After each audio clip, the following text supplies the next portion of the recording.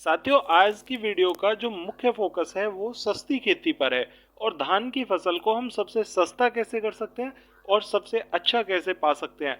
तो रोपाई करने से पहले यानी घोल बनाने से लगभग 20 से 25 दिन पहले से हमें खेत की तैयारियां करनी होंगी। और खेत की तैयारियां अगर आपने सही समय पर सही डोज लगा के कर ली तो मिट्टी में आप उन तत्वों की पूर्ति कर पाएंगे जिन तत्वों की मिट्टी में कमी चल रही है। और ये पूर्ति होने के बाद में आप बहुत कम लागत में अपनी फसल में ज़्यादा उत्पादन ले पाएंगे। तो आज की वीडियो मैंने 8 पार्ट में बांटी है और 8 तत्वों के बारे में मैंने यहाँ जानकारी दी है। साथियों, लेके फिटकरी से सुहागे तक मैंने हर तत्व के बारे में जानकारी दी है कि हमें रोपाई से पहले कैसे डालना चाहिए, रोपाई के बाद में अगर खड़ी फसल है तो कितनी मात्रा हमें किस तत्व की लगानी चाहिए, किस माध्यम से लगानी चाहिए, जिससे कि हमें ज़्यादा उत्पादन मिल सके और कम लागत में मिल सके। तो साथियों, आज की वीडियो में मैं काफ़ी सारी जानकारी लेकर आया हूँ कि हम अपनी धान की फसल में उत्पादन ज़्यादा कैसे ले सकते हैं। तो बने रहिए वीडियो पर। आइए शुरुआत करते हैं इस वीडियो की। सबसे पहला टॉपिक यहाँ पर फिटकरी का जान लेते हैं। फिटकरी इसलिए अहम भी है क्योंकि ये पीएच को बैलेंस करने में बहुत बड़ा रोल प्ले करती है और इसमें एल्युमिनियम के तत्व होते हैं जो कि लगभग 10 दिन के अंदर हमारी मिट्टी के पीएच को बैलेंस कर देते हैं। यानी अगर मिट्टी क्षारीय है तो क्षारीय मिट्टी को ये पीएच को 5.5 से 7.5 के बीच में लाने में बिल्कुल सक्षम है। आप अगर लगा देंगे प्रति एकड़ 2 किलोग्राम फिटकरी को पानी के साथ में छोड़ देंगे तो आपके खेत में पीएच को बैलेंस करने का सबसे काम यहाँ पर फिटकरी बखूबी करेगी। साथियों, अगर बात करें हम रोपाई से पहले की तो हमें लगभग 20 से 25 दिन पर फिटकरी को पहले पलेवा के साथ में पानी के साथ छोड़ देना चाहिए, जिससे कि उसे समय मिल जाता है यहाँ पर हमारी मिट्टी के पीएच को बैलेंस करने का। साथियों, अगर बात करें कि हम खड़ी फसल में कब लगाएं तो खड़ी फसल में आप पहले 3 दिन के अंदर 3 दिन से लेकर लगभग 35 दिन तक आप इस डोज को फिटकरी को किसी भी साल्ट के साथ में मिलाकर लगा सकते हैं। जैसे कि आप खाद लगाएंगे उस खाद के साथ में कभी भी इसको लगा सकते हैं, उससे आपके रिजल्ट ज़्यादा अच्छे देखने को मिलेंगे। साथियों, यहाँ पर भी डोज हमें 2 किलोग्राम प्रति एकड़ ही रखनी है खड़ी फसल में भी। और यदि हमें पीएच को बैलेंस करने के लिए लगाना है तो उसे फिर हमें खड़ी फसल से पहले ही लगाना होगा। और ये यहाँ पर खड़ी फसल में जो काम करेगी वो एंटीसेप्टिक का काम करेगी, यानी कि हमारे पौधे की जड़ों में जितने भी रोगाणु होते हैं, फंगस जनित रोग होते हैं, उनको खत्म करने का काम करती है। और ये हमारे पौधे की बढ़वार को भी बढ़ाने का काम करेगी। यहाँ पर ट्रिलिंग यानी कि पौधे में फुटाव को भी निकालने का काम ये बहुत अच्छे से करेगी। साथियों, अगर आपने अपने खेत में लगभग 25 दिन पर फिटकरी लगा दी है, यानी 25 दिन पहले फिटकरी लगा दी है, तो आप मात्र 10 दिन का इंतजार करें। 10 दिन का इंतजार करने के बाद में आप दूसरा साल्ट जिंक सल्फेट लगा सकते हैं, क्योंकि आजकल मिट्टी में जस्ते की कमी बहुत बड़े स्तर पर देखने को मिल रही है। और जस्ते की कमी होने के कारण फसल में दाना छोटा रह जाता है, दाने में वजन कम रहता है और फसल हमारी उस तरीके से ग्रोथ नहीं कर पाती जिस तरीके से करनी चाहिए। फसल के पत्तों का कलर जो है वो भी पीलापन पर रहता है, हरापन नहीं रहता। इससे बचने के लिए हमें जिंक सल्फेट फिटकरी लगाने के मात्र 10 दिन के बाद ही 10 किलोग्राम जिंक सल्फेट को हमें खेत में बिखेर देना चाहिए दूसरे पानी के साथ में।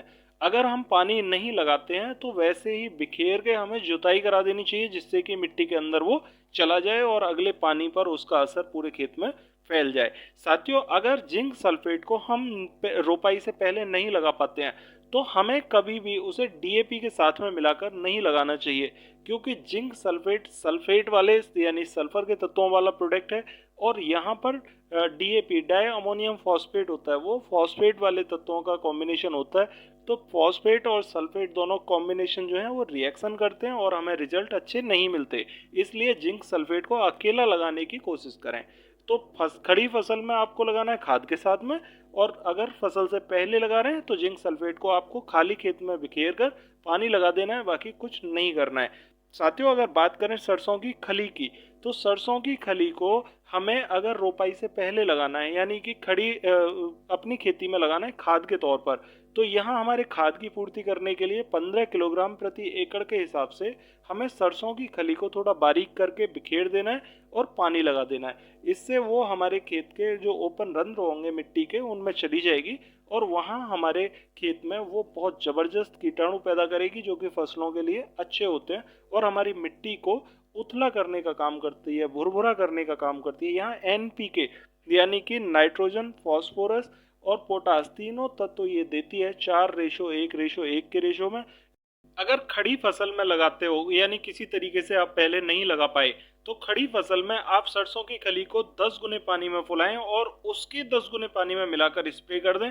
आप खड़ी फसल में भी इसके अच्छे रिजल्ट ले पाएंगे। साथियों, चौथा तत्व है यहाँ पर नीला तोता। और नीला तोता इतना कमाल का प्रोडक्ट है कि इसे आप फसल की किसी भी अवस्था में लगा सकते हैं, और उसमें जितनी भी गिड़ार आती है उसको खत्म करने के लिए ये बहुत रामबाण उपाय है। और किसी भी दूसरे पेस्टिसाइड की जगह आप अगर नीला तोता इस्तेमाल करते हैं तो आपको अच्छे रिजल्ट मिलेंगे। यहाँ आपको ना कार्टअप लगाने की जरूरत पड़ेगी, ना ही दूसरे फिप्रोनिल वगैरह साल्ट लगाने की जरूरत पड़ेगी, ना थायोमोथॉक्सम लगाने की जरूरत पड़ेगी, क्योंकि यहाँ नीला तोता प्रॉपर काम करता है। आप फसल में पहले 3 दिन से लेकर फसल में लास्ट कीटनाशक तक आप नीला तोता का इस्तेमाल कर सकते हैं। और अवस्था के बारे में मैं बताता हूँ। यहाँ पर आपको मात्र 1 किलोग्राम डोज को प्रति एकड़ के हिसाब से पानी के साथ में छोड़ना है। आपको खाद जितने भी आप लगाते हैं उस खाद में आप लगभग 15 से 20 दिन पर या 1 महीने पर आप नीला तोता अगर छोड़ देते हैं तो आपको रिजल्ट बहुत जबरदस्त देखने को मिलेंगे और कीड़ा आपको देखने को नहीं मिलेगा। साथियों, अगर बात करें 20 दिन से लेकर 35 दिन पर, आप एक डोज तो यहाँ पर लगा दें 20 दिन से 35 दिन पर, और एक डोज आप लगा दें यहाँ पर लगभग 45 दिन से 65 दिन पर, जबकि हमारी बाल तने में बन जाती है और वहां पर हमें गिड़ार देखने को मिलती है, जिससे कि हमारे खेत में नुकसान ज्यादा होते हैं। यहाँ कार्टअप वगैरह न लगा के आप नीला तोता लगा सकते हैं, उनके रिजल्ट आपको ज्यादा अच्छे देखने को मिलेंगे। नीला तोता यहाँ फंगस का भी काम करता है, यानी फंगिसाइड का और कीटनाशक दोनों का काम करता है। अब बात कर लेते हैं पांचवें तत्व में फेरस सल्फेट की। साथियों, फेरस सल्फेट को आप अगर पहले लगाते हैं, यानी रोपाई से पहले लगाते हैं, तो ये लौह पोषक तत्वों की पूर्ति करता है। और फिटकरी लगाने के 10 दिन बाद आप इसे फेरस सल्फेट को कभी भी लगा सकते हैं। आपके खेत में जितने भी लोहा युक्त तत्व होते हैं उनकी पूर्ति करने में ये बहुत कारगर है। आपको अगर रोपाई से पहले लगा रहे हैं तो रोपाई से पहले आप 10 से 12 किलोग्राम फेरस सल्फेट को अपने खेत में छिटक के पानी लगा दें। आपके खेत में यहाँ पर लौह पोषक तत्वों की पूर्ति हो जाएगी। साथियों, अगर घोल में लगाना चाहते हैं तो घोल में फेरस का ज़्यादा कोई महत्व नहीं रहता। आप खड़ी फसल में फिर लगाएं। लगभग 12 दिन की फसल जब आपकी हो जाए तब आप पहली डोज इसकी लगा सकते हैं। 10 किलोग्राम प्रति एकड़ के हिसाब से आप खाद के साथ में मिलाकर ही इसे लगा दें, आपको ज़्यादा अच्छे रिजल्ट देखने को मिलेंगे। साथियों, कैल्शियम क्लोराइड या कैल्शियम नाइट्रेट, यहाँ पर कैल्शियम क्लोराइड यदि आप लगाते हैं तो मात्र 3 किलोग्राम कैल्शियम क्लोराइड की जरूरत पड़ती है, मात्र 500 ग्राम प्रति बीघा के हिसाब से। एकड़ में आप 3 किलोग्राम ही कैल्शियम क्लोराइड लगाएं। अगर कैल्शियम नाइट्रेट लगाना चाहते हैं तो कैल्शियम नाइट्रेट को आप 35 दिन पर लगा सकते हैं, और कैल्शियम क्लोराइड को अगर आपकी फसल हल्की है तो आप 20 दिन पर, यानी 20 से 22 दिन पर जो भी लास्ट डोज लगाएं उस डोज के साथ में मिलाकर लगा दें। आपको ज़्यादा अच्छे रिजल्ट यहाँ पर देखने को मिलेंगे। और तीसरी डोज में तो आप कैल्शियम क्लोराइड बिल्कुल 100% डाल सकते हैं और उसके रिजल्ट आपको ज़बरदस्त देखने को मिलते हैं, क्योंकि ये ट्रिलिंग निकालता है।